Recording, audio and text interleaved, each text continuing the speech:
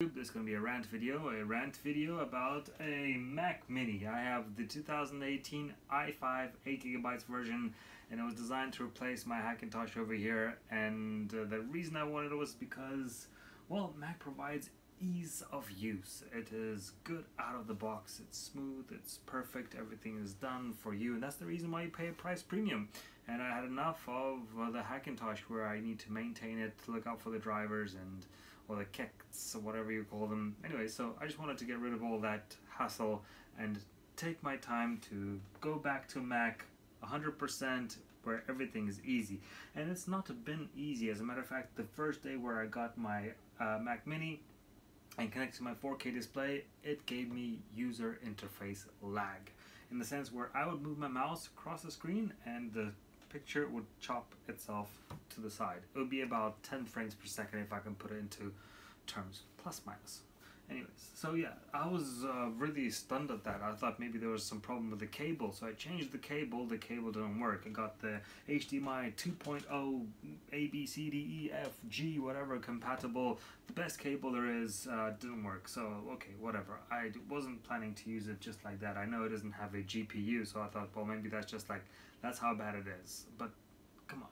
The GPU on the CPU isn't bad.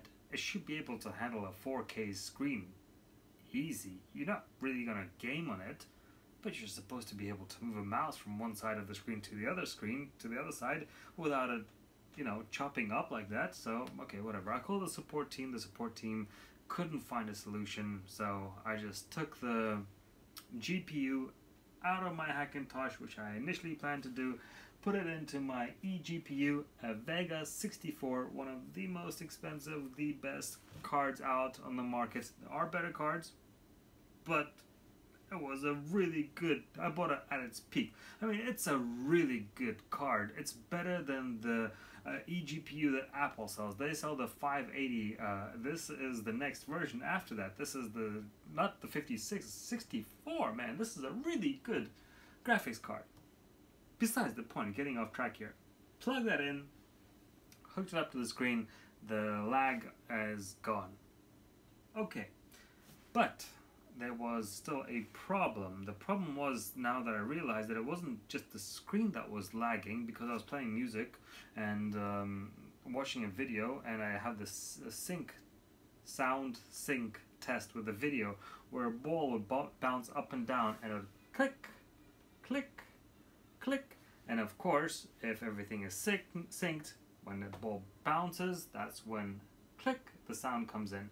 But when the ball goes up, click, you hear the sound, that means it's out of sync. Anyways, it's a simple sound sync test. And that was an issue before, and I attributed it to the UI lag, but in reality, it was a Bluetooth lag. So not only do I have a 4K issue, screen issue in the beginning, I also have a Bluetooth issue. This is my speaker, the Alexa, without saying the, you know, the keyword. Yeah, so this little lady is supposed to connect to that, and I'm supposed to have this connection, use it as my speaker without any problem. When I play a video, the video actually doesn't sync to this device. And it happens sometimes, sometimes it doesn't, so there's not a constant, you can't just go to somebody, look at this error. It just comes and goes. So I can, however, show you something that is prominent, which is really strange in my mind, but I'm going to play two videos at the same time. I'm going to pause one of them, and both of them are going to stop. So, at least the audio of which. So bear with me here.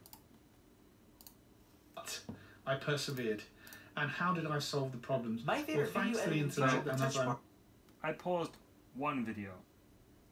The sound stopped on both of the videos. I'm going to unpause now. Miniaturization of things, the timeline and being able to... I'm not sure if you heard it, but there was this quick moment of when the sound caught up, and now they're both playing again. That's a weird bug, but that's just something that I wanted to show. An issue that I'm sure exists, and you can easily see it. The Bluetooth issue persists with the mouse, as it would often just completely disconnect until I used one of these. This is, of course, the dongle that came with the mouse. this is a Logitech MX Master S2. This is one of the best mouses, or the most expensive mouse. I can't say the best, but anyway, it's a choice of many professionals to use this mouse, as well as a Logitech Craft keyboard, which is kind of on par with the Apple's keyboard. Anyway, two products that are really expensive. It's not the cheapest Chinese version that you can get for $2 and then wonder why it doesn't work. Two premium products. There we go, just two premium products. The mouse, when connected to the dongle, started working fine. The keyboard, still, I'm typing, I'm getting double letters, it just pauses, then it catches up. Sometimes it just pauses and it doesn't catch up. So the keyboard connects and disconnects from the Bluetooth device just when it feels like it. So last little thing is the internet connection. I'm not even going to go into that. I could put my phone on speed test, put my Mac Mini on speed test, put my Hackintosh on speed test, and consecutively time and time over again the Mac Mini came out with the lowest score. So I just stuck to the Ethernet connection and that solved the problem. People have been saying to switch off the Wi-Fi, but I want to use the handoff feature. Wi-Fi is it's not only for connecting to your Wi-Fi, Wi-Fi is also a device to connect other devices too. I have a laser cutter which needs Wi-Fi connection to work because it connects to the laser cutter directly to the Wi-Fi. Anyways, so that's all. Besides the point, I'm just a little bit disappointed by the fact that I invested into a product that is supposed to make my life easier.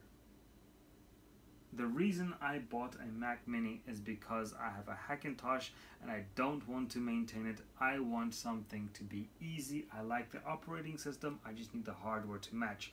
And for the first time, with the addition of the Mac Mini to their lineup, there is a product which you can upgrade, and the things that you need to add. I have a Synology NAS for storage. I have a eGPU for faster graphics. Everything that I need to add to this device, I can add. So there's my little setup. I have the Mac Mini with 256 gigabytes of RAM, which is ridiculous. A 750 hard drive right here, another 750. I mean, that cost me what, 100 euros? Anyways, that's besides the point. The point is that 250 is enough to run your system and your apps, but anything else other than that should be run on external hard drives. And so I have that Synology app with 5 bays for external hard drive space, so that the space is not an issue. That's great, super. And then I have the eGPU, Vega 64, so that's combined with the 6 cores of the Mac Mini should be a beast of a machine, which is supposed to just run smoothly. But apparently, and this is what I know from other people, they've put everything too close to each other, and this makes me wonder, because that's not true. They say they have interference with the frequencies. The Intel NUC CPU is half the size of the Mac Mini, and it has no interference issues.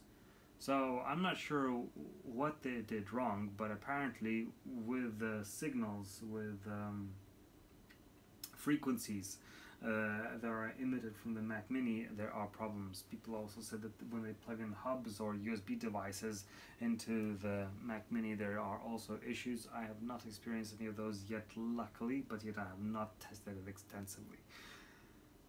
It is a shame, and the reason I made this video is to encourage other people to also make videos about the problem that the Mac Mini has, because when I was looking online, all the reviewers were saying it's a great machine, go ahead and buy it. People say that it thermal throttles and or some other, things, but the fact that it has issues, real issues, like proper issues, you get a computer that doesn't connect to your screen, then the Bluetooth for your speaker doesn't work, then you realize that the mouse actually drops and then the keyboard doesn't type.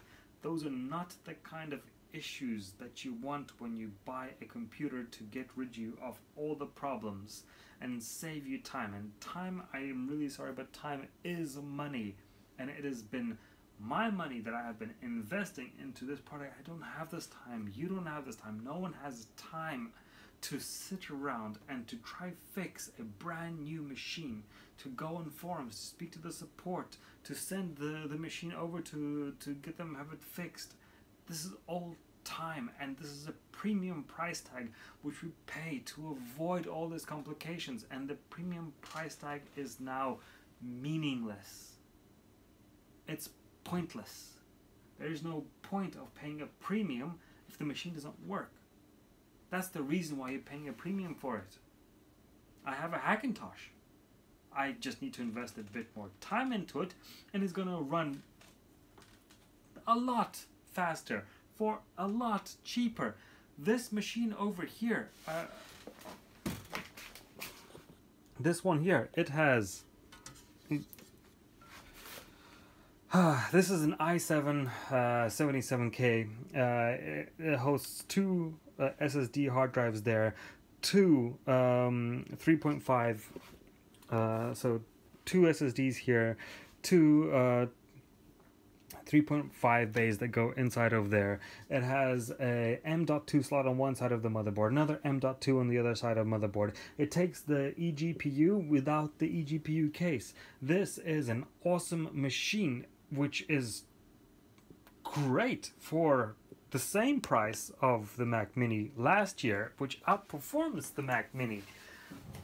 But I need time to update it and look out for the drivers, and that's the reason why I've switched from the Hackintosh to the Mac Mini, so that I can, so that I don't need to waste time. And the first thing that I did when I got the Mac Mini is I wasted time, and that's not acceptable. It's not acceptable if you pay the price premium. If you don't pay the price premium, it's acceptable. But this is Apple, and it's not acceptable.